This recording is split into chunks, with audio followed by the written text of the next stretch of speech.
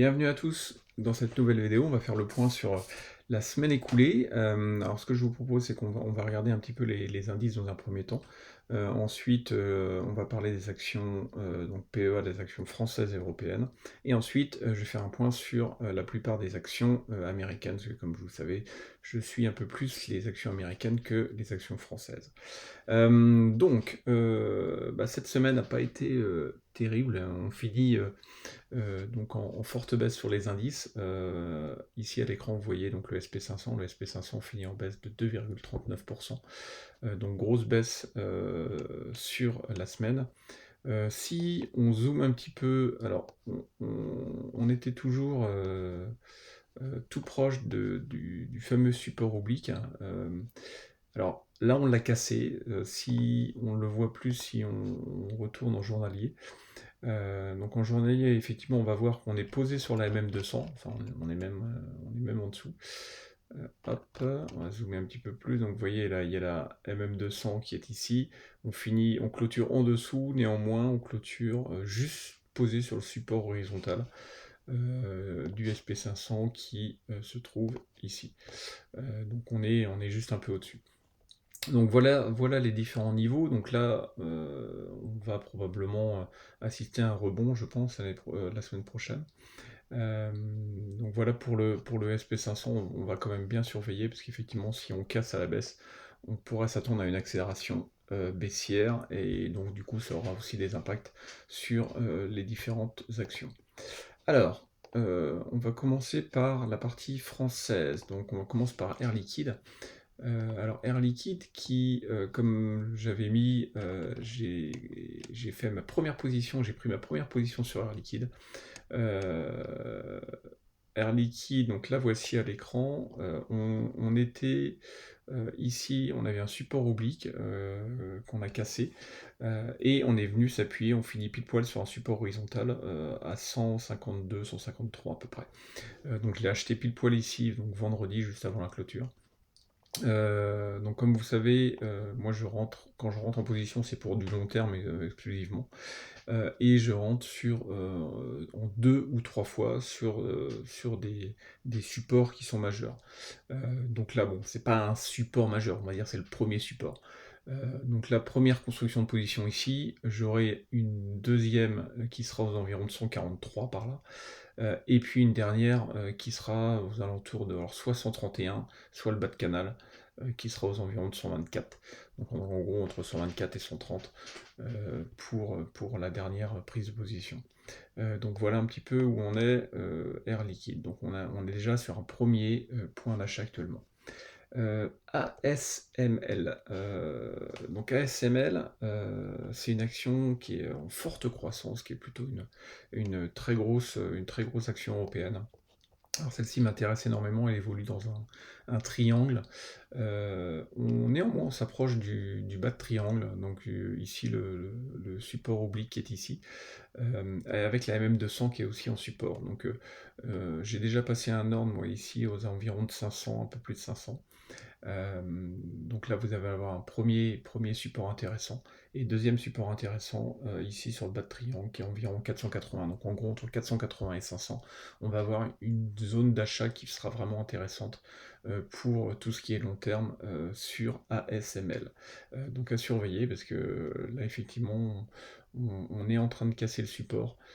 Et ce qu'il y a juste dessous, c'est la MM200 et un support horizontal qui est aux environs de 500 euros. Donc il va falloir surveiller ça dans les jours ou semaines à venir. Enfin, Dassault Systèmes, DSY. Alors celle-ci, on a malheureusement cassé le support oblique. Donc on l'a cassé il y a quelques semaines déjà. On est revenu faire un pullback dessus. Et là, on est en train de repartir à la baisse. Alors vraisemblablement, je pense que c'est probable qu'on aille toucher ici le support à 32,50. Il ne faudrait pas qu'on passe dessous, parce que là, ça casserait un petit peu la dynamique haussière qui y a actuellement sur Dassault Systèmes, enfin qui y a en long terme en tout cas, sur Dassault Systèmes, donc à surveiller. Mais la zone des 32,50 sera à surveiller en tout cas. Kering, alors Kering, on a cassé le gros support. On se dirige maintenant vers le support des 355 € à peu près. Kering qui offre un rendement de 11,6% par an sur les 10 dernières années, dividendes exclus. Bon, moi, comme j'avais indiqué dans une dernière vidéo, ça m'intéresse très moyen, parce qu'on a ici une épaule, tête-épaule qu'on a cassée, ce qui nous fait donc un objectif de cours vraiment extrêmement bas. Donc là, on est vraiment sur une pression baissière au niveau de Kering. Christian Dior. Alors Christian Dior, c'est pareil, on a cassé une grosse oblique, enfin une oblique de moyen terme. Néanmoins, on a ici un support horizontal avec la MM200. Donc ceux qui sont intéressés par Christian Dior et qui veulent rentrer dessus, là il y aura une opportunité qui va être intéressante, je pense aux alentours de 605 €. On n'est pas très loin, on est à 632. Mais à 605 €, on aura un achat intéressant, en tout cas pour ceux qui veulent rentrer dessus. Alors L'Oréal et Hermès, c'est un peu pareil. Donc on est effectivement sur une grosse tendance haussière. Néanmoins, donc on a touché ici un support aux alentours environ 370 sur L'Oréal. On a la MM200 en dessous à 346. Et pour ceux qui veulent vraiment attendre pour du long terme, on aura un achat super intéressant ici au contact de l'oblique. Mais on n'est pas encore rendu là. Pareil pour Hermès, je passe assez rapidement, parce qu'on est toujours sur le haut, on est toujours sur le support. Donc là, pour l'instant, rien de neuf. LVMH, alors LVMH c'est pareil, rien de spécial. Ici, on finit la semaine avec un doji. LVMH est plutôt bien comporté par rapport à la semaine qui a été vraiment une semaine de pression baissière pour toutes les actions en général. Je vais surveiller la semaine prochaine ici le contact de la résistance aux environs de 600, elle sera à 693 à peu près pour la semaine prochaine, donc à surveiller la réaction au contact de cette résistance oblique. Pernod Ricard, alors Pernod Ricard, elle m'intéressait parce qu'effectivement on avait ce gros support oblique de long terme. Malheureusement, on n'a pas pu aller le toucher, on est descendu à 156. Ça m'aurait intéressé si effectivement on était à 150. Bon, bref. On a eu les résultats, on a bien rebondi suite aux résultats. On est en train de se cogner sur la résistance horizontale, donc à voir effectivement la semaine prochaine comment on évolue, si on arrive à la casser ou si on retourne donc vers le bas pour aller voir ce support oblique. Enfin, la SAMC, alors le SAMC, pareil, ici on a un gros support oblique, on a cassé le petit support oblique de moyen terme ici, donc là maintenant on est en train de descendre sur le prochain support qui est aux environs de 145 €, et avec le bas de canal qui est aux environs de 135, donc entre 135 et 143, 145, on aura une très belle zone d'achat pour ceux qui sont intéressés pour aller sur la SAMC qui offre un rendement de 10,9% par an sur les 10 dernières années, sans compter le dividende, et qui est un gros dividende là-dessus, parce qu'on a un dividende de 8,65% sur la SAMC. Alors maintenant, on va parler un petit peu des actions américaines, parce qu'il y a énormément d'opportunités en ce moment. Donc je vais commencer par Salesforce, CRM. Donc vous voyez qu'on évolue dans un gros triangle. Ici, on a effectivement une action qui est en forte croissance. On a les supports, le support oblique ici de moyen terme, enfin de long terme plutôt, qui est ici. On a une résistance qui est en train de se former ici. Donc là, on va surveiller effectivement soit la sortie de cette résistance oblique, soit le contact avec le support qui est beaucoup plus bas, mais qui pourrait être intéressant. Donc là, à surveiller sur CRM, parce que c'est une action qui offre 22,8% de rendement sur les 20 dernières années par an, ce qui est absolument énorme. Donc une action très, très saine et très forte capitalisation, donc à surveiller dans les semaines à venir. Texas Instruments. Alors Texas Instruments, elle est super intéressante. Elle offre aussi un rendement de 14% par an sur les 20 dernières années. Très belle action. Là, on est arrivé sur un point intéressant. On a ici un support qui est aux environs de 145 euros, 145 dollars, pardon. Donc là, on est vraiment sur le support, donc à surveiller la semaine prochaine, en sachant qu'on a, attention, la publication de leurs résultats mardi. Donc attention à pas rentrer juste avant les résultats, parce que ça peut partir en forte baisse ou en forte hausse, donc vraiment à surveiller. Mais en tout cas, Texas Instruments, alors moi je suis déjà dedans, j'ai déjà pris ici une première position à 166. Mais ici, le contact de ces gros supports vont m'intéresser. Donc à surveiller la semaine prochaine, notamment avec les résultats où ça peut bouger assez fortement. Accenture, donc ACN. Là, on a un peu les mêmes figures que Salesforce juste avant. On évolue dans un gros triangle. Donc là, à surveiller soit la sortie par le haut de cette résistance, ou le contact ici, le premier contact en support. Donc là, on a la MM200 qui est à 279, on a le support oblique qui est à 270. Donc pas mal de choses à surveiller, parce qu'effectivement, si vous voulez rentrer sur Accenture, on va avoir des points d'achat qui pourraient être intéressants pour le long terme, en tout cas dans les jours à venir. Paychex, donc PAYX. Alors sur celle-ci, on est toujours en grosse tendance haussière, on n'est pas sur des super zones d'achat parce qu'on est sur la partie haute. Néanmoins, on a ici un support avec la MM200 environ de 106-107 dollars qui peut être intéressant sur une première zone de position. CW8, donc un ETF, l'ETF Monde. Alors sur l'ETF Monde, alors pour ceux qui veulent entrer sur des ETF, on est pile poil sur une bonne zone d'achat, puisque 415 est un support. Le support qui est juste en dessous sera 396, qui sera un plus gros support, puisqu'effectivement on a un support horizontal plus ici un support oblique. Donc première zone de position à 415 actuellement, deuxième zone de position qui sera plus intéressante aux environs de 395 euros. Taiwan Semiconductor, donc TSM. Alors sur celle-ci, on est... je ne vais pas s'ouvrir, voilà. Donc là pareil, on est en évolution, grosse tendance haussière. Néanmoins, on est pareil sur la partie haute. Donc là, attendre, voir comment ça évolue. Alors j'ai pas tracé, mais on dirait qu'il y a ici, hop, on peut tracer effectivement un triangle, un peu comme ça. Donc à surveiller, voir l'évolution. Donc toujours pareil. À l'achat, si on casse cette résistance, ou autrement, premier support donc à 84 à peu près, et deuxième support sur le gros support oblique qui est aux environs de 70 dollars. Alors, Nucor Corporation, alors celle-ci est pas mal, puisque on s'approche d'une belle zone d'achat. Ici, on a un support oblique de moyen terme et un support horizontal, donc aux environs de 132 dollars. Et le bas de canal qui est à 128 dollars à peu près, 128, 129.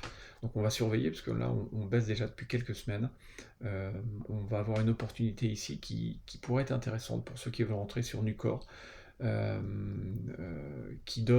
Nucor donne un rendement de 16,9% sur les 20 dernières années, ce qui est assez important. Donc à surveiller sur les prochains jours et les prochaines semaines. Deere & Company, alors John Deere, sur celle-ci, on est pile poil c'est pareil, sur une zone d'achat. On a un oblique, on est sur le support oblique actuellement. Alors néanmoins, c'est pas un super zone d'achat intéressante, puisque on n'est pas sur des points long terme, mais on commence à voir sur du moyen terme. Donc première zone de support ici, donc actuellement, au prix actuel à 375. On aura une deuxième zone un peu plus solide, aux environs 325 dollars, qui peut être intéressant sur cette société. Fastenal Company. Alors Fastenal Company, on en avait déjà parlé, je crois, si je me souviens bien. On s'est extrait du triangle, ici, que j'avais tracé la semaine dernière. Là, on est en train de revenir, on a fini d'ailleurs pile poil sur cette résistance. Donc là, ça va être intéressant la semaine prochaine, voir si ça repart à la hausse ou si on réintègre le triangle et si c'était un faux breakout. Donc à surveiller la semaine prochaine. Alors, PAEEM, qui est l'ETF pays émergent. Donc là, pour ceux qui sont intéressés de rentrer là-dessus, on est actuellement aussi, c'est pareil, sur un petit support à 19,74. On a un support un peu plus important en dessous qui sera 19,30 à peu près, et puis un autre à 18,68. Donc là, rien de spécial sur cet ETF. ICE, Intercontinental Exchange, une action dans la finance. Alors, on se rapproche tout doucement du gros support oblique de long terme, qui peut être intéressant en prise de position. On a déjà une première prise de position qu'on peut faire actuellement, on est pile poil sur la M200 plus un support horizontal. Et ce qui va être beaucoup plus intéressant ici, c'est le contact du support oblique, qui est beaucoup plus bas, qui est à 97 à peu près dollars. On est actuellement à 100 000 dollars. Donc à surveiller, pareil, sur les prochains jours, les prochaines semaines. ASML, ça j'en parle pas, c'est la version américaine d'ASML qu'on a vu juste avant dans les Pays-Bas. BlackRock, alors BlackRock, toujours pareil, très belle action financière. On est actuellement entre les deux, entre deux bornes dans un range. Ici, on va avoir un point vraiment intéressant. Ici, on a un support horizontal, on a un support oblique de moyen terme, et on a le support oblique de long terme qui est juste en dessous. Donc en gros, toute cette grosse zone là entre 537 et 580, c'est une très grosse zone, mais en tout cas la première prise de position ici pour ceux qui sont intéressés aux alentours de 580, et on a une plus grosse zone qui est juste en dessous, aux environs de 540, qui correspond au support long terme. Donc BlackRock qui donne un rendement de 17,1% par an sur les 20 dernières années, ce qui est assez énorme. Donc à surveiller parce qu'on va arriver sur des points vraiment intéressants. Alors Best Buy, je l'ai mis pourquoi? Parce qu'on est sur un gros support oblique de long terme. Donc pour ceux qui sont intéressés, on est vraiment sur un point d'achat optimum. Je l'ai mis, moi ça m'intéresse pas forcément parce qu'on a un rendement de 5,03% sur les 20 dernières années, dividendes réinvestis, ce qui est très peu parce que ça fait moins que le SP500. SP500 qui est entre 8 et 10%. Donc là, 5,03, on n'a pas des rendements vraiment énormes. Donc on a un gros dividende, mais on a des rendements qui sont pas terribles. Donc bon, je vous le mets pour ceux qui sont intéressés, mais c'est pas une action qui m'intéressera. Thermo Fisher, donc TMO, alors celle-ci m'intéresse beaucoup, elle a des gros rendements, elle a 16,9% de rendement sur les 20 dernières années. Ce qui est aussi énorme. Donc elle évolue dans ce triangle. On va avoir une zone, ici on est entre les deux, mais on va avoir une zone de support qui est environ de 444. Ça va être probablement mon premier point d'achat. Alors j'espère qu'on le touchera la semaine prochaine, on est bien parti pour. Et on a un deuxième point qui est ici le gros support oblique, qui est aux environs de 380 sur TMO. Starbucks. Alors Starbucks, une de mes actions. Celle-ci, on évolue toujours dans un triangle. On va attendre le bas de triangle pour acheter. Le bas de triangle qui est situé à environ 85-86 dollars. On est actuellement à 94. Donc à surveiller dans les semaines ou mois à venir. Elle offre un rendement de 15,36% par mois sur les 20 dernières années. American State, AWR, alors celle-ci c'est pareil, très intéressant, on a un rendement un peu plus faible de 12,5%, néanmoins on va avoir proche d'un point d'achat vraiment intéressant, aux environs de, on va dire, entre 73 et 75 dollars pour un point d'achat intéressant donc sur AWR, American State Water. Home Depot, alors sur Home Depot c'est pareil, Home Depot, on a un gros rendement sur cette action aussi de 15,4%. En fait, la liste de toutes ces actions-là, le point commun, c'est des rendements importants. Et puis forcément, actions tendance haussière depuis des années sur des actions à grosse capitalisation. C'est que des grosses capitalisations que je suis principalement. Donc là, on est posé sur un support oblique de moyen terme, actuellement à 286 $. On va avoir ici plusieurs zones de support, donc à 266, à 242, et effectivement une très, très grosse zone de support à environ 200, mais on est très loin de là pour le moment. Pour ceux qui sont intéressés, pour entrer sur Home Depot. UPS, alors UPS je l'ai mis parce que UPS il va vraiment falloir surveiller, puisqu'ici on est sur un support horizontal, mais il va pas falloir qu'on aille beaucoup plus bas, parce que si on va beaucoup plus bas, malheureusement le support plus bas est vraiment beaucoup plus bas pour le coup. Donc à surveiller, puisque la grosse zone de support qui correspondra au support oblique, qui sera vraiment un point d'achat vraiment intéressant, aux environs de 105 $, 105 $ à peu près. On est à 150 $, donc ça fait une très grosse baisse. Donc à surveiller chez UPS.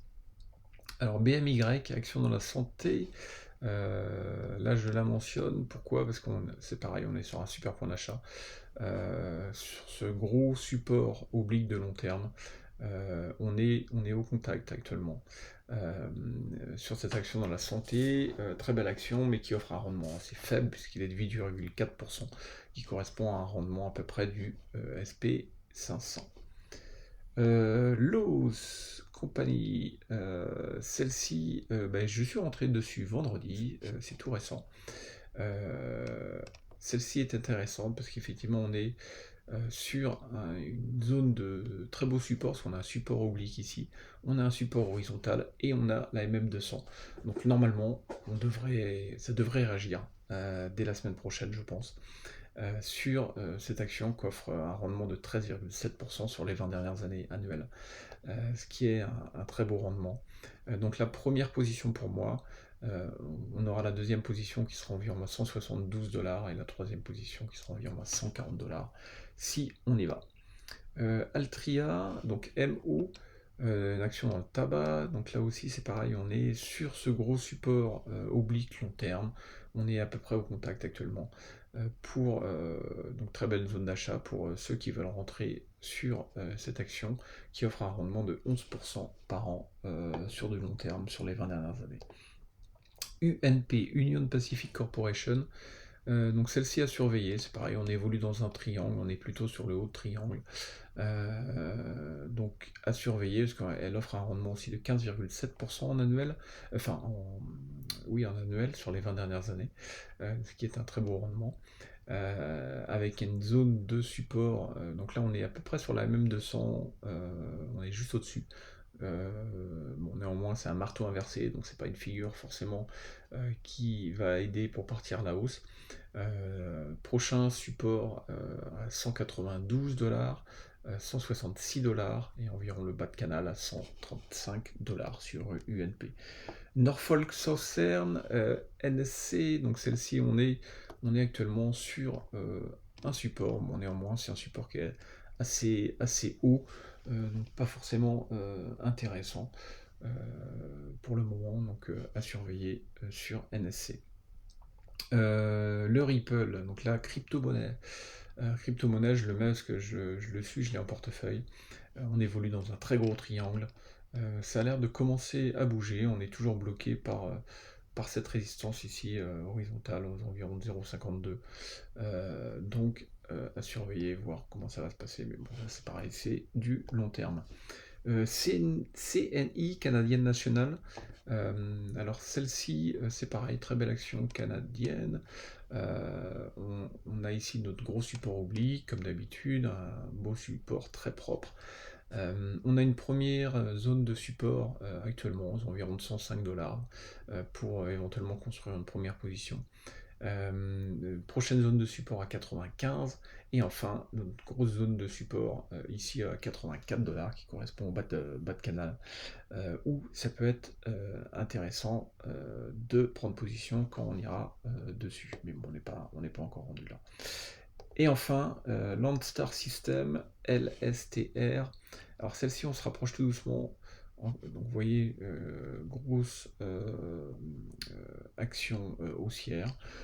Ici, on a donc le gros support de long terme. Ici, on a un support de moyen terme, oblique, qui va correspondre à peu près à la même 200, qui est juste en dessous. Donc à surveiller, voir comment ça va se matérialiser.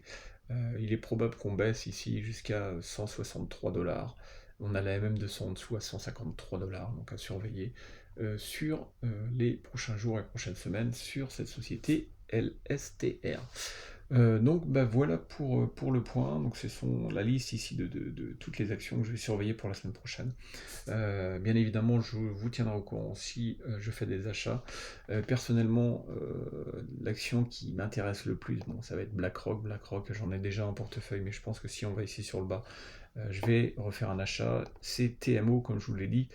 TMO m'intéresse aussi beaucoup, donc à surveiller. Après, on va voir, suivant les grosses, j'ai CRM et ACN qui m'intéressent aussi, mais bon, on est encore relativement haut, donc je vais attendre, mais je vous tiendrai au courant sur le Telegram ou sur Twitter dès que ça bouge un petit peu et que je fais des achats. Bah, écoutez, sur ce, je vous souhaite un excellent week-end, une excellente semaine, et je vous dis à bientôt. Ciao.